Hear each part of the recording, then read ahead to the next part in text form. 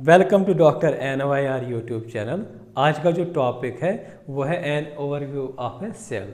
ये आता है जो टॉपिक जो है ना, ये आता है cell as a unit of life, chapter number 8 class 11th की बायोलॉजी में।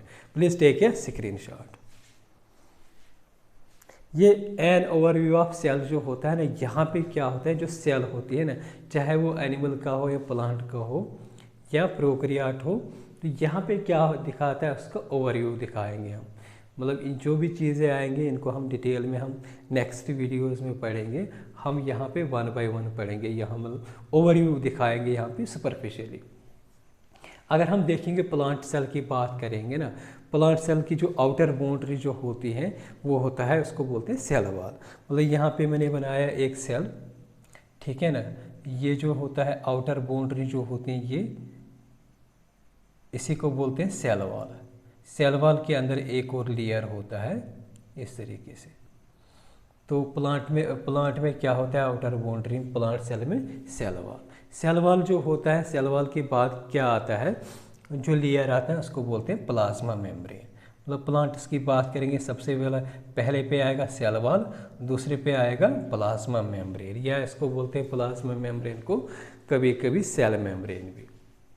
तो जब हम एनिमल की बात करते हैं ना, तो एनिमल में सेल वॉल एब्सेंट होता है ना, सेल वॉल नहीं होता है, तो पहली आउटर मोस्ट बाउंड्री जो होती है वो कंसिडर किया जाता है इसी प्लाज्मा मेम्ब्रेन को, क्योंकि एनिमल सेल में सेल वॉल प्रेजेंट नहीं होता है। तो आउटर मोस्ट बाउंड्री जो होगी वो प्लाज्मा मेम्ब्रेन भी होता है। तो ये जो अगर हम देखेंगे सेल वॉल के अंदर जो होता है वो होता है न्यूक्लियस। न्यूक्लियस क्या होता है, न्यूक्लियस जो होता है कभी कभी क्या होता है, ये मेम्ब्रेन बाउंड होता है। मेम्ब्रेन बाउंड का मतलब क्या होता है, जो न्यूक्लियस जो होता है इसमें मेम्ब्रेन्स प्रेजेंट होते हैं, जो हम आगे अच्छे से इसको डिटेल में पढ़ेंगे। तो उसको बोलते हैं मेम्ब्रेन बाउंड न्यूक्लियस। तो जिस ऑर्गेनिज्म में ये मेम्ब्रेन बाउंड न्यूक्लियस प्रेजेंट होता है ना, उनको बोलते हैं प्रोकैरियोट्स, इनको बोलते हैं यूकैरियोट्स। और जिसमें ये मेम्ब्रेन बाउंड एब्सेंट होगा, मेम्ब्रेन्स एब्सेंट होगी, उस न्यूक्लियस, वो न्यूक्लियस किस में प्रेजेंट होता है, प्रोकैरियोट्स।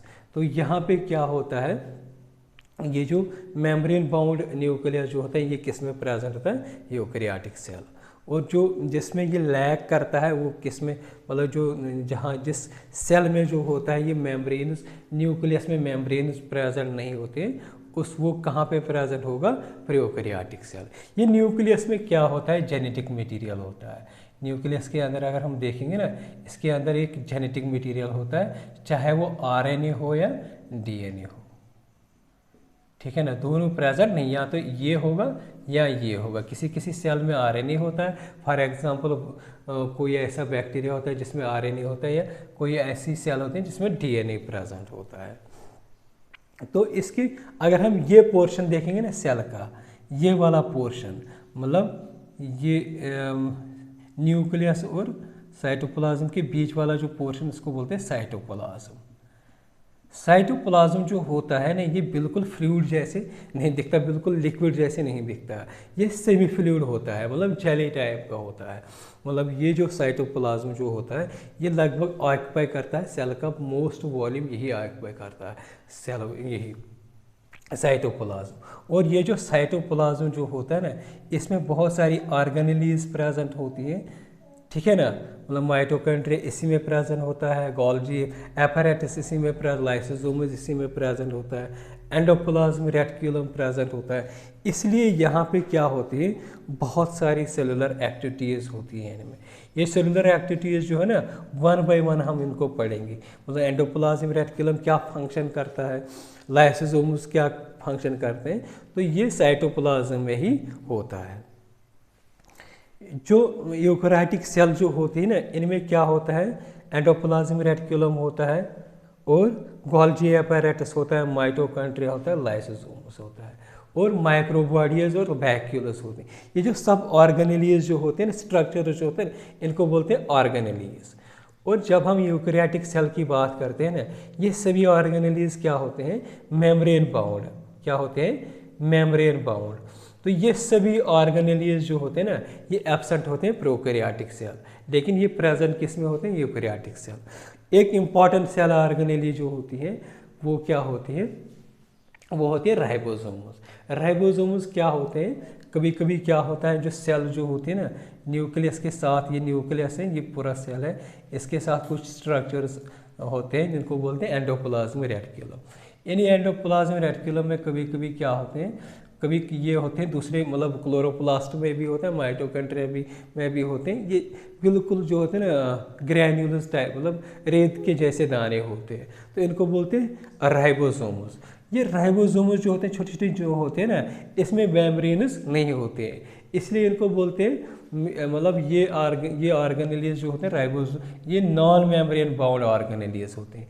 तो ये क्या होते हैं, ये प्रोकैरियोटिक्स में भी प्रेजेंट होते हैं, यूकैरियोटिक सेल में भी प्रेजेंट होता है। लेकिन इनमें क्या डिफरेंस होते हैं ये राइबोसोम्स में, ये आगे हम देखेंगे। जो प्रोकैरियोटिक सेल जो होते हैं ना, उसमें किस टाइप का राइबोसोम होता है और यूकैरियोटिक सेल में किस टाइप का राइबोसोम प्रेजेंट हो, ये इनको इनकी टाइप्स हम, लेकिन दोनों में प्रेजेंट होते हैं, लेकिन टाइप जो होता है अलग अलग होता है। तो ये राइबोसोम्स कभी कभी क्या होते हैं सेल ऑर्गेनेलीज में भी प्रेजेंट होता है। फॉर एग्जांपल अगर हम बात करेंगे ना, ये होगा क्लोरोप्लास्ट में भी प्रेजेंट होता है, एंडोप्लाज्म रेटिकुलम प्रेजेंट, इसमें भी प्रेजेंट होता है। इनको क्या बोलते हैं, ये जो ऑर्गेनेलीज होते हैं इनको बोलते हैं साइटोप्लाज्मिक ऑर्गेनेलीज। साइटोप्लाज्मिक ऑर्गेनेलीज का मतलब क्या होता है, ये इस साइटोप्लाज्म में ही प्रेजेंट होते हैं, इसलिए इनको बोलते हैं साइटोप्लाज्मिक ऑर्गेनेलीज। जो एनिमल्स जो होते हैं इनका एक इम्पॉर्टेंट ऑर्गेनेली होते हैं जिसको बोलते हैं सेंट्रोसोम। ये सेंट्रोसोम सिर्फ एनिमल सेल में प्रेजेंट होता है, इसका काम क्या, कहाँ पे हेल्प कर देता है, सेल डिवीजन में। तो इसको और हम डिटेल में पढ़ेंगे ना नेक्स्ट वीडियोस में, यहाँ पे हम सिर्फ ओवरव्यू दिखा रहे हैं, तो नेक्स्ट वीडियोस में इनकी अच्छे से डिस्कस करेंगे। शेप एंड साइज़ क्या होते हैं, जो माइकोप्लाज्मास जो होते हैं ये स्मॉलेस्ट सेल होते हैं, इसका जो डायमीटर होता है, इसका जो साइज होता है 0.3 माइक्रोमीटर ये लेंथ में होता है। इसी तरीके से बैक्टीरियल सेल होता है 3 to 5 माइक्रोमीटर। लार्जेस्ट सेल जो होते हैं वो ऑस्ट्रिच सेल जो ऑस्ट्रिच जो होता है, ऑस्ट्रिच जो उसका जो अंडा होता है वो लार्जेस्ट सेल होता है। अगर हम देखेंगे आरबीसी जो उसका साइज इतना होता है, और नर्व सेल जो होती है वो लॉन्गेस्ट सेल होते हैं। शेप जो होती हैं अलग अलग शेप होती हैं, और शेप जो होती है ये डिपेंड करता है, मतलब वेरी होते हैं फंक्शन के हिसाब से, मतलब जो फंक्शन होती है इसके अकॉर्डिंग एक सेल की शेप होती है। फॉर एग्जांपल आरबीसीज हैं, ये बाइकॉनकेव भी होते हैं, कभी कभी क्या होते हैं राउंड या बाइकॉनकेव या राउंड भी होते हैं। दूसरा क्या होता है आरबीसीज, इनका जो शेप जो होता है ना अमीबाइड, मतलब बिल्कुल अमीबाइड की जैसे शेप होता है। कभी कभी सेल जो है ना कॉलम जैसी दिखती है, ऐसे नैरो और इलॉन्गेटेड होते हैं, तो ये कहाँ पे प्रेजेंट होता है, कॉलमनर एपिथेलियल सेल्स होते हैं। ये एपिथेलियल टिश्यू में, कॉलमनर एपिथेलियल टिश्यू में ऐसे सेल्स प्रेजेंट होते हैं। जब हम कॉम्प्लेक्स टिश्यू पढ़ते हैं ना, तो वहाँ पे कुछ सेल्स होते हैं जिनको बोलते हैं ट्राइकेटस, तो ऐसे दिखते हैं बिल्कुल इलॉन्गेटेड। जब हम नर्वस सिस्टम की बात करते हैं वहाँ पे क्या होते हैं नर्व सेल, तो नर्व सेल बिल्कुल ऐसे दिखता है, लॉन्ग ब्रांचेड दिखते हैं पूरे ऐसे। और जब हमने मेसोफिल टिश्यू देखा है तो मेसोफिल टिश्यू में सेल्स जो होते थे वो राउंड एंड ओवल होते। इस तरीके से जहाँ पे भी मतलब सेल होते हैं ना, इसके मतलब इसकी जो शेप होते हैं वो अकॉर्डिंग टू इट फंक्शन होता है। अगर आप लोगों को हमारा ये वीडियो अच्छा लगा होगा प्लीज़ इस चैनल को सब्सक्राइब कर दीजिएगा, वीडियो को लाइक एंड शेयर कर दीजिएगा। Thank you very much.